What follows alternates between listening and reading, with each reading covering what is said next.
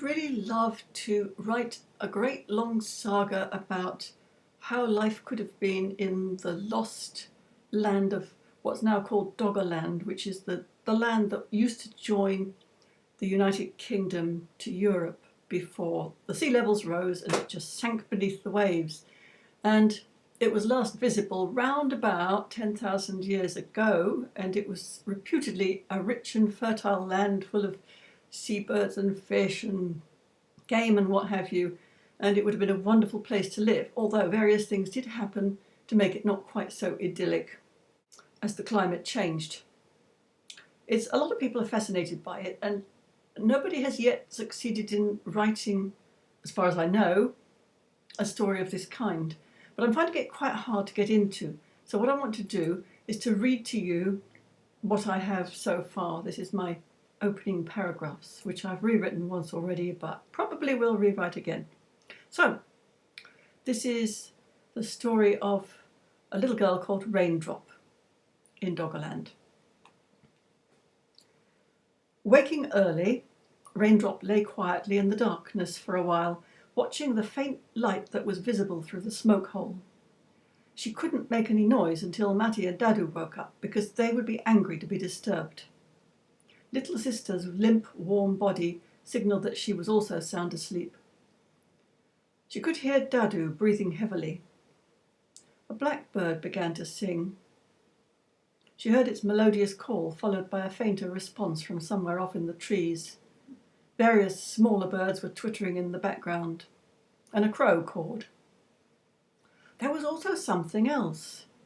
She seemed to hear a strange voice, like Matty scolding, way off in the distance, muffled by the skin walls. But Matty was in the house, not outside. The sound was getting louder, and it seemed to be more than one voice, harsh and insistent. Was it strangers coming to attack them? Were they on the path coming up from the river? Raindrop kept very still, trying to quiet her breathing, hiding under her fur blanket with just one ear exposed so that she could continue to listen. As they got louder, the voices seemed to become less human, and suddenly she realised that it was the sound of geese flying north, as they did every year when the cold weather eased. How silly was she? Excited, she roused little sister, pulled her out of bed and made her follow across the dark living space, stepping carefully to avoid the area of faint warmth that indicated the hearth, until she felt the big toggle on the door. As she touched it, Greyface the dog growled low. He was lying right in front of the door flap, guarding it as usual. Raindrop stroked him behind the ears, murmuring, "Shush, it's only us. Don't wake everybody now." Pushing hard against the flap, she shimmied out sideways and then held the space open for little sister to follow. It was much lighter outside the house, and huge puffy clouds were moving rapidly overhead, lit by a sun that was still invisible behind them, beyond the tree ridge. "Look," whispered Raindrop. "There they are, see? It's the geese." The two little girls watched intently as the flapping birds with their long, stretched-out necks travelled over the plain towards their nesting grounds, making the same shape the water does when you stand a stick in a stream. Little sister flapped her chubby arms and ran in a circle, singing, "Honk, honk, I'm geese, I'm geese." She had only 3 summers, and she didn't know a lot of things. "You want to fly north into the cold again," said Raindrop. "That's where they're going, over big water to the lands where people always wear furs." "Why do they want to go there?"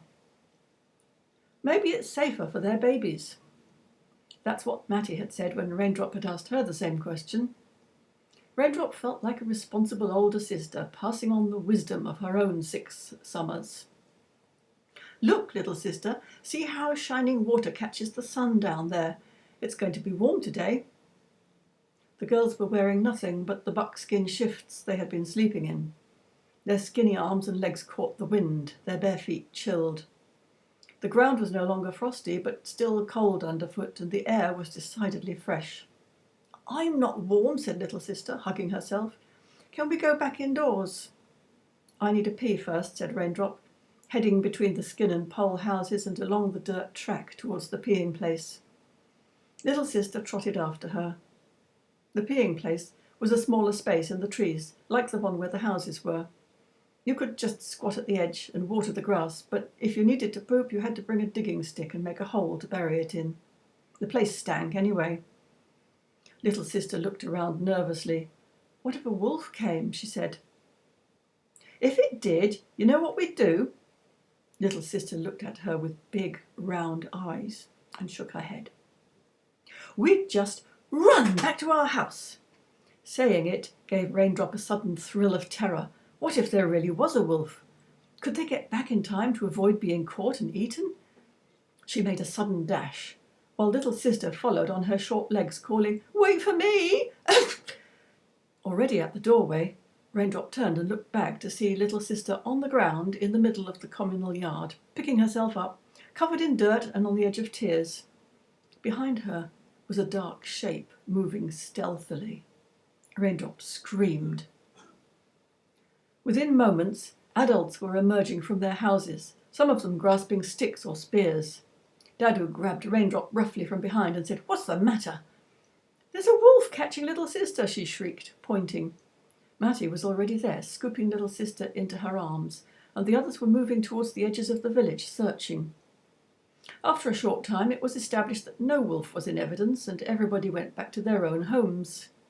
Dadu was angry, just as Raindrop had expected. "What do you mean by disturbing the whole village, daughter, so early in the morning?" he demanded. "Why were you out of bed, anyway?" "I wanted to see the geese," she muttered. "Geese? Was it geese that made you scream in that blood-freezing voice?" "No, it was a wolf. I saw a wolf, Dadu. It was going for little sister." "So why was little sister all on her own, with no big sister to help her?" "I left her behind," whispered Raindrop. "I was scared suddenly, and I forgot." Without warning, Dadu slapped Raindrop across the face, so hard that she almost fell. "That's to remind you to look after little sister. And this is to—" "No, husband, stop! That's enough!" shouted Mattie, grabbing his arm and pulling it back. "She's only a little child herself. You can't expect—" Dadu turned on his wife, shook her hand free, and slapped her so hard that she did fall, hitting her head on a support post and knocking over the dinner bucket, spilling bones and lumps of congealed jelly and meat onto the ground. She screamed with rage and was on her feet in an instant, pummeling him with her fists. "How dare you hit the mother of your children, you no-good son of a stinking Boer woman? How dare you do that when your next child is still waiting to meet you and thinks you will be a good father to him? If he dies in the delivery, it will be all your fault, and you don't even deserve to be a father to the ones you already have." Greyface the dog whined helplessly, and Raindrop and little sister cowered as far away as they could get. Raindrop's face was stinging, and her sense of injustice stung even more. Was she a bad sister? Now that Mattie was screaming at Dadu, it seemed as if he was a bad father, and Mattie was a bad mother, and everything had become bad, and it was all because of her. A big brother, Sunbeam, had managed to sleep through most of the commotion, but now he bumbled forward and put himself between his parents, saying, "Go on then, hit me if we're all hitting everybody. You don't want to leave me out of it, do you?" Sunbeam had 2 hands worth and 2 of Summers, and was nearly a man. He was graceful and good-tempered, tall, and strong enough already to string a bow and carry a whole roebuck home on his shoulders. It was not that he had no fear of his parents, so much as that he couldn't be bothered to be afraid of them. He had the knack of being in his own happy space, whatever storms were raging around him. Dadu left the house, and Mattie began to clear the spilled food off the rush floor and back into the dinner bucket. Rainbow went to help her, as a good daughter should. It was the remains of 3 hares and a duck which Mattie had stewed lovingly for dinner the previous day. There were wild parsnips, ransoms, and the shoots of young nettles, hawthorn, and dandelions for flavour. It had been an excellent stew, and there had been enough left over for breakfast. Mattie was determined it would not be wasted. Greyface lurked nearby, silent and motionless, waiting attentively for the signal which would allow him to come and lick the dregs off the rushes. Finally, everything was in order again. Mattie went outside to speak with Dadu. "Well, what was that all about?" asked Sunbeam. "I thought somebody was being killed. My dreams were full of screams." Raindrop felt foolish. Had there really been a wolf? In the house, now that the storm was over, everything felt safe and normal. I should have looked after little sister better, was all she said, stroking her cheek with her hand. So that's what I've done so far, and I don't know whether I should continue with it or if it's a whole load of rubbish, and I really could do with some feedback from somebody not involved in the process, if you know what I mean. The problem for me is I don't seem to be getting any views on YouTube anyway, so I don't know whether I'll get any feedback this way, but I'm going to try it. And I'll see you next time. Bye.